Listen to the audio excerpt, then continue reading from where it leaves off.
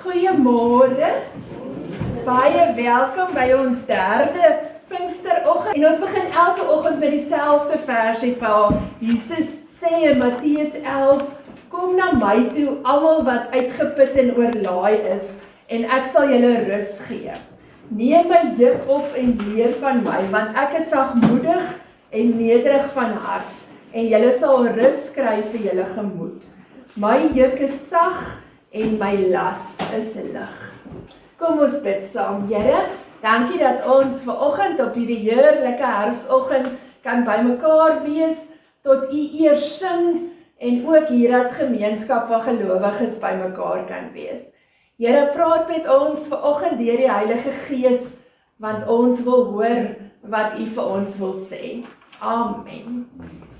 Nou die eerste oggend het ons 'n bietjie saamgesels met die beeld as spieël, wat ons gesê het, dat wanneer ons in die spieël kyk, dan moet ons onthou, dat God vir ons alles gee, maar hy vra ook van ons alles, en dan vra hy, en hy sê, hy gee vir ons alles, maar hy vra ook om te onthou, dat hy ons nie sal los nie. En gisteroggend het ons 'n bietjie gesels oor potmaak, om te sê, maar ons omarm op mekaar, en op so 'n manier kom ons ook in ritme met God. En vandag se beeld is 'n horlosie. Nou weet almal horlosies aan, my glasie het gebreek. Meeste het horlosies aan, né? Ons dra mos maar 'n horlosie dat ons betyds is vir dit en vir dat, want ons moet altyd so met die tyd saamwerk. Nou met dit in gedagte, kom ons lees Matteus 6, en ons gaan daar lees vanaf vers 19. Moenie vir julle skatte op aarde bymekaar maak, waar mot en roes dit verniel, en waar diewe inbreek en dit steel nie. Maak vir julle skatte in die hemel bymekaar, waar mot en roes dit nie verniel nie, en waar diewe nie inbreek en dit steel nie. Waar jou skat is, daar sal jou hart ook wees. Die lamp van die liggaam is die oog. As jou oog goed is, sal jou hele liggaam lig hê. Maar as jou oog sleg is, sal jou hele liggaam sonder lig wees. As die lig in die donker is, hoe donker moet dit dan nie wees nie? Niemand kan vir twee baase gelyk werk nie. Hy sal of die een minder ag en die ander een hoër, of vir die een meer oor hê en die ander een afskeid. Julle kan nie vir God en Mammon dien nie. Daar is 'n gruisame legende van 'n prins wat met alle geweld en mag graag die koning wou wees. Maar daar het een persoon in sy pad gestaan, en dit was sy ma. Nou sy ma was die koningin, en voordat sy nie afsterf nie, kon hy nie die prins word nie. Nou ek praat nie van Charles en Elizabeth nie, baie jare gelede. En toe almal een aand in die paleis slaap, toe besluit hierdie jong prins, maar nou sy kans. En hy glip in by sy ma se kamer, en hy vat 'n dolk, en hy maak vir haar dood. En dis toe nie die einde nie, hy sny toe ook haar hart uit, en vou dit so in 'n kussingsloop toe. Morsige besigheid. En hy hardloop toe daar uit, want hy wil nie hê iemand moet sien, hy was daar in die kamer nie, maar met hierdie sloop met 'n hart in.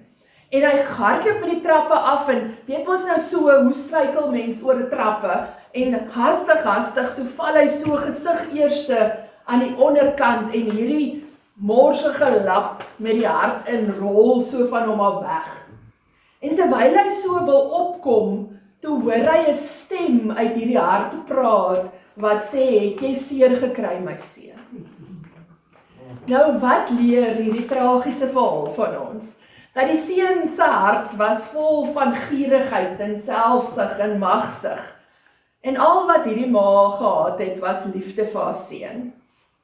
Matteus 6 sê, waar jou skat is, daar sal jou hart ook wees. Daar waar jou skat is, sal jou hart ook wees. Let op, Jesus praat nie van waar jou hart is, daar sal jou skat wees nie. Hy sê, ons harte volg ons skatte. So daar waar ons tyd is, daar waar ons geld is, daar waar ons kragte en ons energie heen gaan, daar volg ons hart ook. Ek sit 'n rukkie terug langs iemand by 'n kuiergeleentheid wat ek nie ken nie. Nou weet mens vra maar wat is die naam, waar kom julle vandaan, weet mens gesels so. En toe vra ek vir hom, maar wat doen hy? Bedoelende, wat se beroep het hy? Dit is ons dis maar die vraag wat ons vra, wat het jy gedoen? Het jy geboer? Was jy onderwyser? Weet, mens praat ons maar so. En toe sê hy, maar ek vra die verkeerde vraag. En hy sê, 'n beter vraag om te vra is vertel my eerder wie is jy? Of vertel vir my wat ander mense nie weet nie. En sy antwoord het my toe laat besef, dat ons is geneig om ons identiteit te vind in wat ons doen. Weet, ek is 'n pensionaris, ons praat so, ek is was 'n onderwyser, of ons praat so, maar eintlik is dit nie die regte manier, want wie ons is en wie ons in die spieël is, hang nie af van wat ons doen, of waar al ons bronne is nie, of het ons baie geld, het ons baie dit nie. Dit is nie wie ons is nie, dis net wat ons het.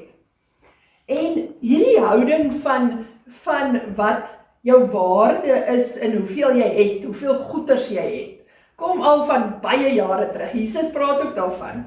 Want wanneer Jesus hier aan die woord kom, dan sê hy dat die belangrikheid van mense goed, mense se bronne, wat ook op die einde jou tyd en jou rykdom insluit, dan sê hy, dit is makliker vir 'n kameel om deur die oog van 'n naald te kom, as 'n ryk man om in die koninkryk van God te kom.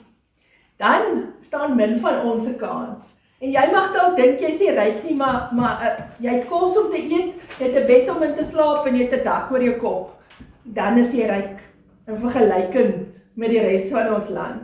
Nou, Jesus bedoel nie dat ons moet nou skuldig voel oor dit wat ons het nie, en dat ryk mense nou nie in die hemel gaan kom nie. Jesus is nie kwaad vir ryk mense nie, maar Jesus vra, in wie se diens staan jy?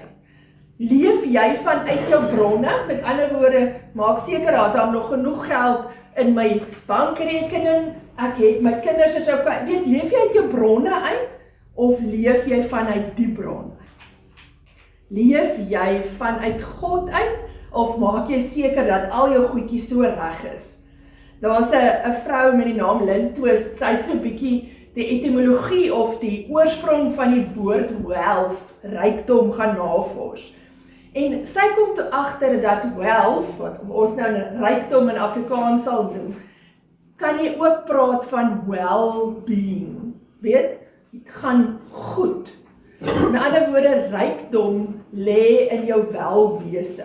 En dan skryf sy so verder, het sy boekie geskryf, wat sy sê, dan praat sy wil graag praat van the well of being. Met ander woorde, die plek waar jy water kry, dit gee vir jou wellness, gee vir jou rykdom. En waar kry ons rykdom? Nie van wat sê F&B of Absa nie, maar waar lê ons rykdom in God? So as ons sê, maar ons tyd, ons geld, alles wat ons het, kom van God af, dan bring dit lig. In die Joodse geloof, dan praat hulle van, as jy 'n goeie oog het, dan is dit 'n teken van vrygewigheid. En as hulle sê, jy het 'n slegte oog, is dit nie omdat jy brilletjies nodig het nie, maar omdat jou arm bietjie kort was, jy was bietjie suinig. Hoekom is daar nie lewe in die dooie see nie? So terloops. Hy is te sout, wat nog?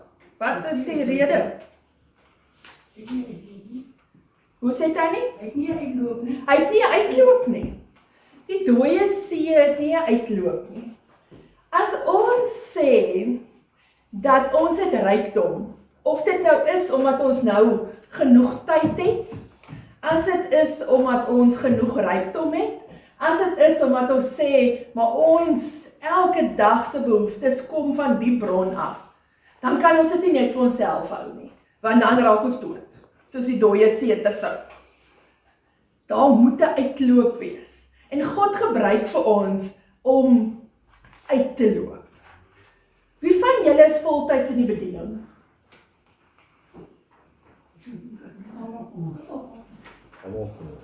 Is almal seker almal is almal? Nie almal is dominees nie, maar is almal voltyds in die bediening? Daar's 'n dominee wat 'n preek gehad het daaroor. Hy het aan die begin van sy diens te vra wie's voltyds in die bediening en toe is daar so een of twee wat so handjies opsteek. En aan die einde van die diens te vra hy die vraag weer, wie's voltyds in die bediening? En wop, daar gaan die hele gemeente se hande op. Nou wat het hy gepreek? Hy het gepreek, dan maak nie saak waar ons is nie. Of ons in die ouer huis bly, of ons in die dorp bly, of ons werk, of ons afgetree is, of ons goeie gesondheid het en die halfmarathon kan gaan hardloop en of ons sukkel om te loop. Elkeen van ons, waar ons is en waar ons elke dag besig is, daar is ons besig om gestalte van Jesus vir die wêreld te wys. Wat beteken ons is almal voltyds in die bediening? Daar is nie 'n kans wat ons kan laat verbygaan om 'n deurvloei te wees van ons bron, sodat ander mense ook vir Jesus kan beleef nie. Martin Luther sê so mooi, hy sê die persoon wat skoonmaak en die kombuis uitvee, kan net so goed sy roeping uitleef as 'n monnik wat die hele dag sit en bid. Is dit nie 'n mooi vergelyking? Kom ek lees daai, die Engelse vertaling daar op julle bladsy is van Eugene Peterson in die Message vertaling, en ek wil net vers 22 en 23 in my beste Engels probeer lees. Wat sê, your eyes are windows into your body. If you open your eyes wide in wonder and belief, your body fills up with light. If you live squinty-eyed in greed and distrust, your body is a dark cellar. If you pull the blinds on your windows, what a dark life you will have. Jesus nooi ons uit om ons oë wyd oop te maak en ons roeping uit te leef, om dit wat ons het, dit wat ons skryf van die bron, dat ons dit ook 'n deurvloei sal wees. En dat ons nie so toeoogies, squinty eyes deur die lewe sal gaan nie, maar dat ons oë sal oophou vir elke geleentheid wat ons het, om Jesus se lewende water te kan laat deurvloei.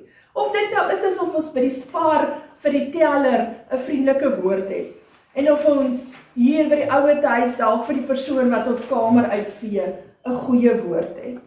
Want Jesus sê ons moet so 'n bietjie ligter deur die lewe gaan.